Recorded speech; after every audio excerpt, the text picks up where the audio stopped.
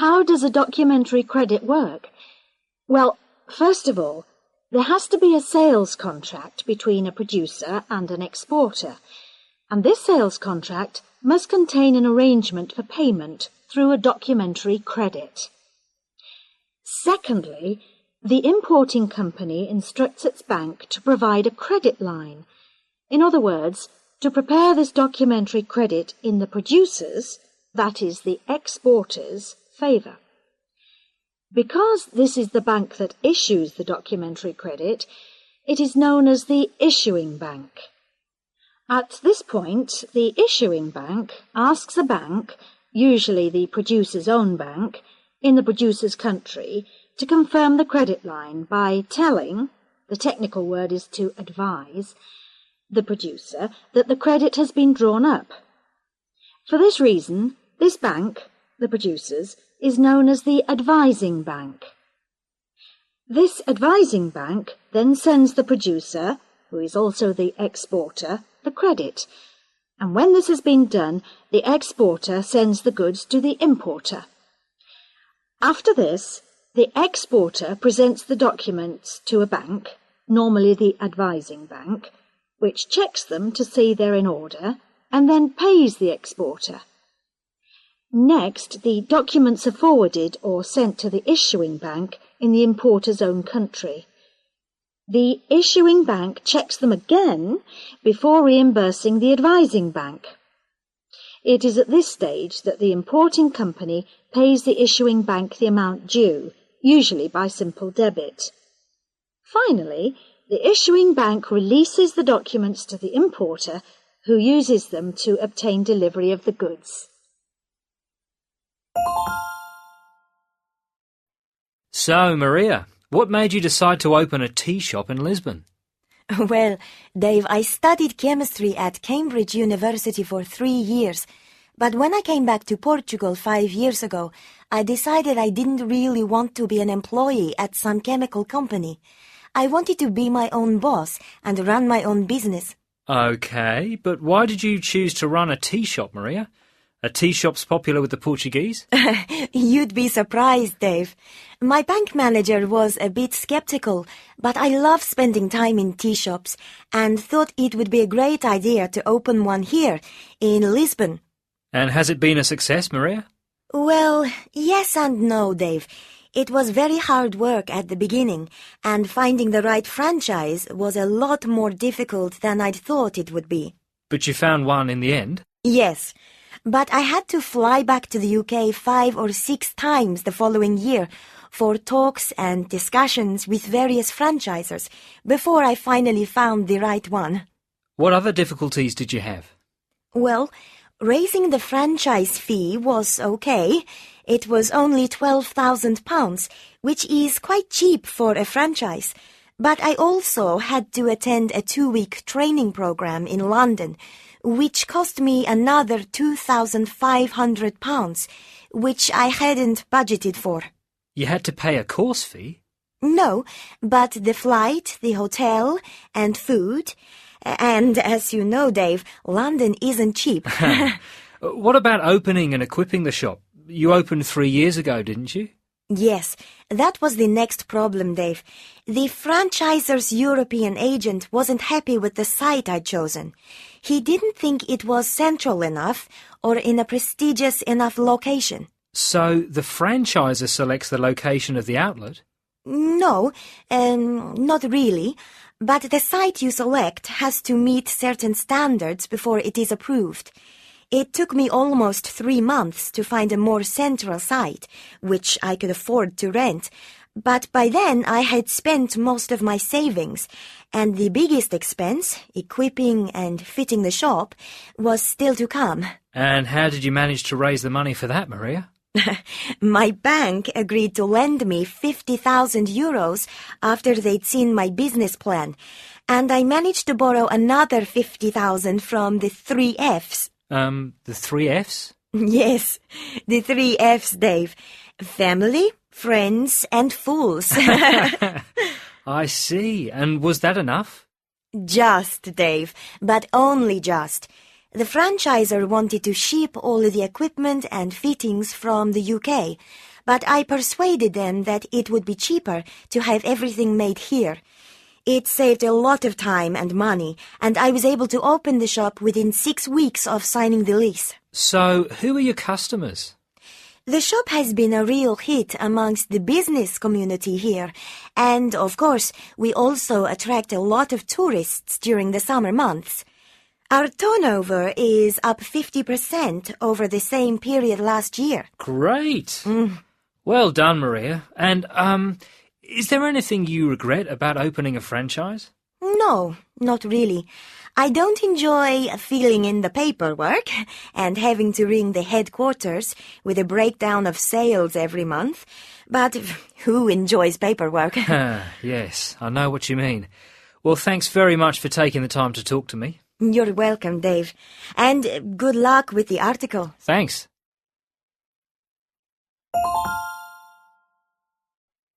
Good morning, ladies and gentlemen, and thank you very much for coming today. My name is Ingo Anspach, and I'm in charge of the press department here. Now, before we begin the tour, I would like to give you some background information about the airport. The official decision to build a new airport at this location was first made in 1969. After a lot of protests against the decision and court hearings, its construction began in 1980. The airport was officially opened on the 17th of May 1992, 23 years later. It is now the 7th largest airport in Europe and has been named the best airport in Europe for the last 2 years. Since the mid-90s, the airport has become more and more important for transit passengers. Last year, we had 30.8 million passengers, and there were more than 400,000 takeoffs and landings. For those of you who like statistics, that means the number of passengers using the airport has increased by 156%, and the number of takeoffs and landings has gone up by 114% since the airport first opened. About 30% of the flights are domestic and 70% are international. Broken down amongst business and economy class, we can say that around 5% of passengers fly business class and 95% economy. If we look at the reasons for their flight, we can say that 52% of our passengers say they are flying for private purposes, and 48% are flying for business purposes. Now, let's have a look at...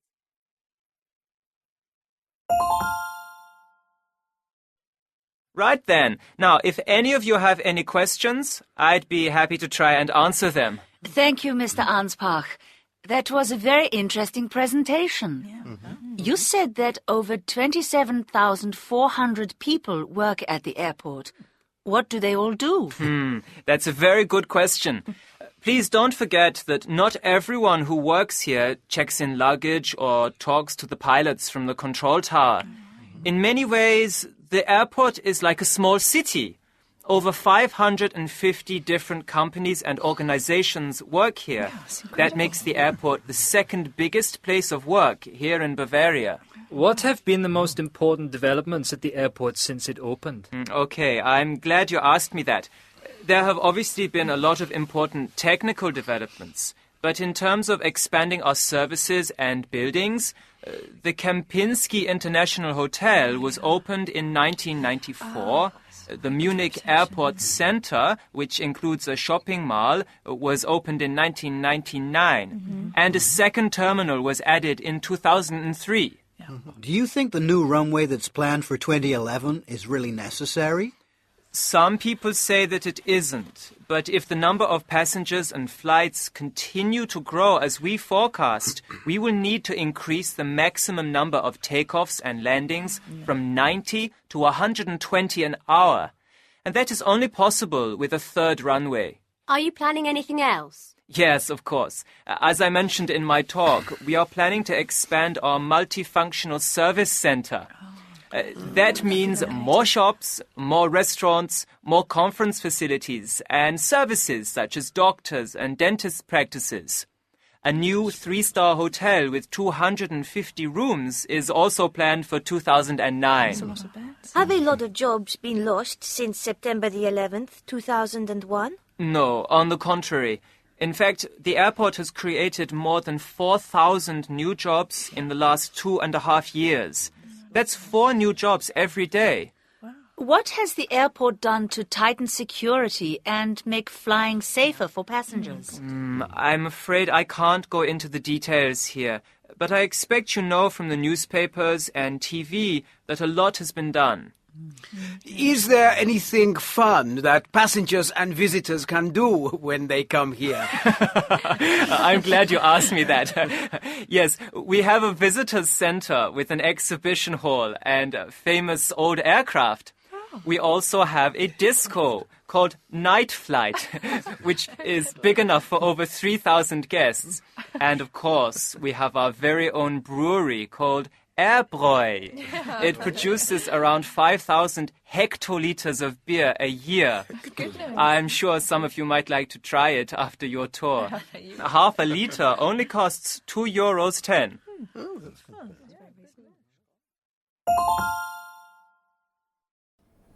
Okay, Kim, so what do you think?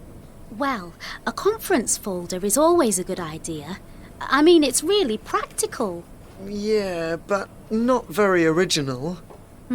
That's true. What's the price on that one? £4.90? We'd need hundreds of them. Right, that's far too expensive. You know, I quite like the idea of the stress balls. They're a good price, and I like the humour. It's a fun item. Yeah, and there can be a lot of pressure at a trade fair. People need to relax somehow. And they'll use the stress ball, and they'll think of us. Beating the stress. Exactly. And I was also thinking of the pocket radio. It's a nice little gadget. You can tune into the latest news. But would people really use one? Everybody's got their iPods and laptops. I don't think they'd use it. Point taken. So, what about a mouse mat? We've all got lots of mouse mats already. Who needs another one? A biro? You just lose them or leave them in your hotel room. But we could go for a conference bag. Yeah, I know it's not original, but just think, we can have our logo on it, our contact details, and it's practical. People can put all their freebies in it. That's brilliant.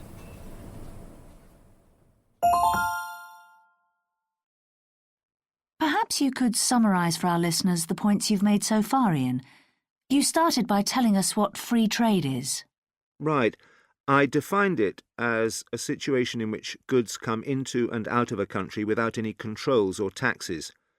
Countries which truly believe in free trade try to liberalise their trade. That's to say, they take away barriers to trade. They remove things which stop people trading freely. They have open borders and few controls of goods at customs. OK, then you gave several examples of barriers to trade. Yes, I said there are 2 main barriers, tariffs and subsidies. Tariffs are taxes on imported goods so that the imports cannot compete so well against domestic products. Subsidies are money paid to domestic producers so that they can sell their goods more cheaply than foreign competitors. Tariffs and subsidies are barriers to trade because when people are given a choice, generally they will buy the cheapest product. You mentioned other barriers, less important ones perhaps. I talked about quotas, which limit the quantity of a product which can be imported. And I discussed other restrictions on trade, such as expensive licenses for importers, which add greatly to costs, and regulations relating to documents which a company must have to export its goods to certain countries. The documents can be very complicated and difficult to complete, so they slow down trading.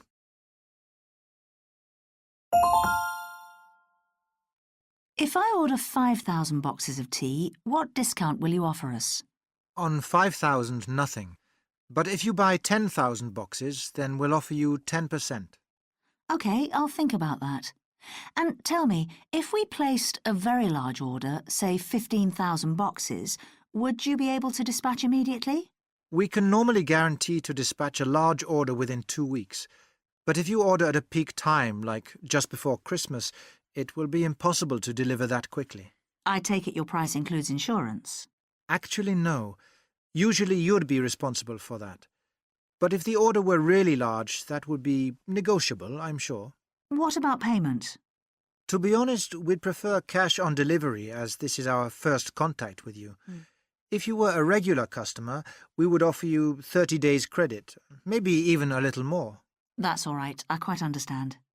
Look, how about having some lunch now and continuing later this afternoon? Then we could meet for an evening meal. Yes, let's continue after lunch. If I had more time, I would love to have dinner with you, but unfortunately my flight leaves at 7 tonight.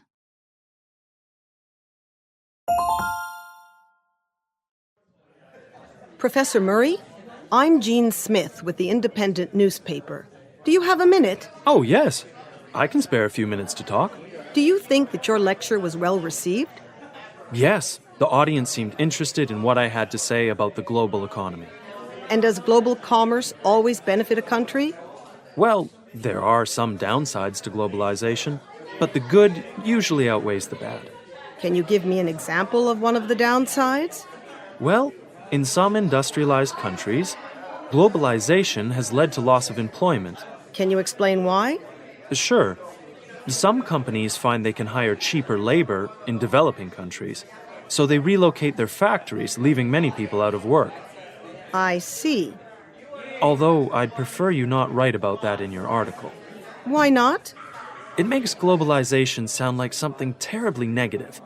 I don't want to give that impression to anyone. Oh, well, if you would prefer I leave it out, that's okay. I have plenty of material for my article without it. I appreciate it. Thank you.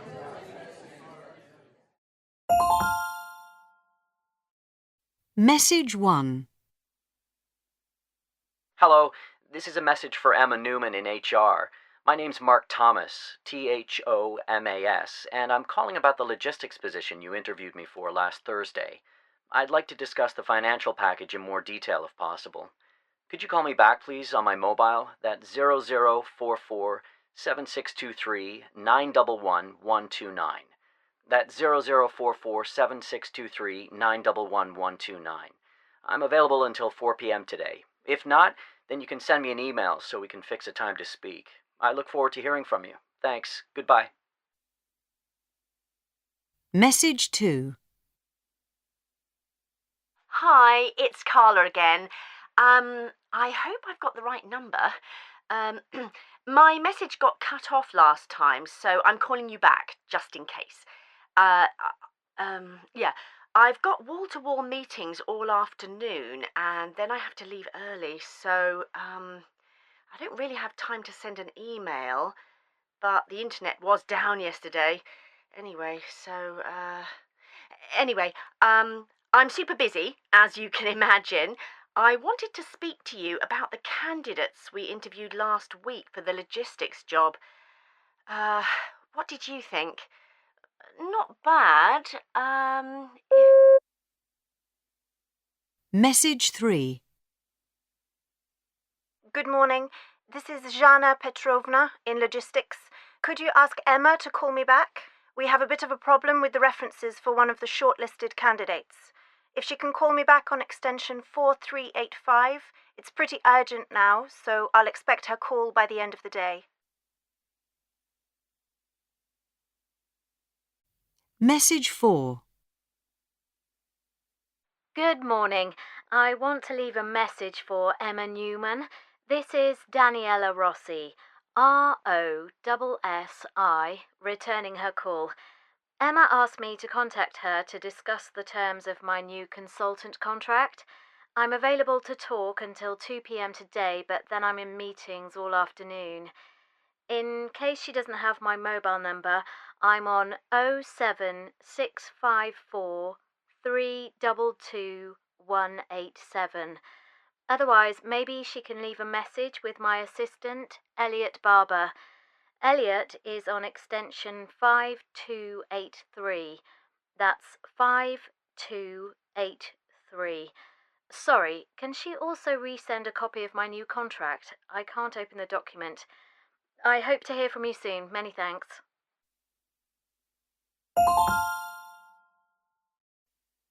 Morning, Matthew. I'd like you to meet Stanley Donggoran, our Indonesian business partner who's helping us set up the factory in Indonesia. Hi, Stanley. Nice to meet you. Nice to meet you too. So, Stanley, what do we need to do now? Well, the first thing is to get the license from the Indonesian Investment Board. I've already submitted everything for that, and it'll be ready next week. That's great. So we'll be able to visit Indonesia then? Yes, I think next month would be a good time to go. What will we have to do first when we get there? We'll need to open a bank account, and then we've got to think about the factory. Those are the priorities. You mean we need to find one or the land for one? The land. I found a couple of suitable locations, and we're going to visit them to make a final decision. Then we can arrange all the documents we need to register the business premises. All these things take time, but we can get the process started. How long exactly? Here's the time schedule for each element. Thanks. Then we've got to organize all the other permissions we need. That's all on the schedule too. Right. Are we going to interview some local people for jobs while we're there? I found 3 great candidates to be the site manager for you to interview. We're going to meet them and have formal interviews so you can choose someone. Thanks. Matthew, can you organise the flights and accommodation for the trip tomorrow? Of course.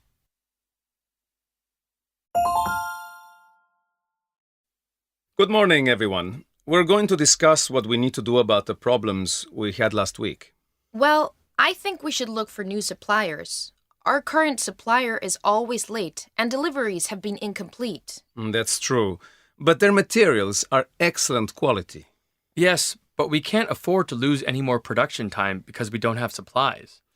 Okay, Aiko, can you look for alternative suppliers and give us the details at next week's meeting? Sure. I'll get onto it straight after this meeting. We also need to employ more factory staff. We can't produce the quantities on time even when we have the supplies. 2 people left last month and we haven't replaced them. Have we, Jenna?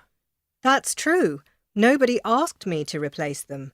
You said you thought you could manage. I think you'd better advertise for new staff this week, and ideally have some candidates ready to interview sometime next week. What about Wednesday? Certainly. I'm sorry, but even if we have the staff and the supplies, we've got problems with the equipment, which keeps breaking down. We really need to buy some new equipment. Is that possible? It might be. Philip, can you let Aiko know by tomorrow what you want? Absolutely. That'd be great. Now, I understand we've had a lot of complaints from customers this month. We need to do something about that quickly or we'll lose customers. Sam, can you write a report for me about the problems and your strategy for dealing with it? I'd like it by Thursday this week, if possible. Yes, of course. I'll get onto it immediately.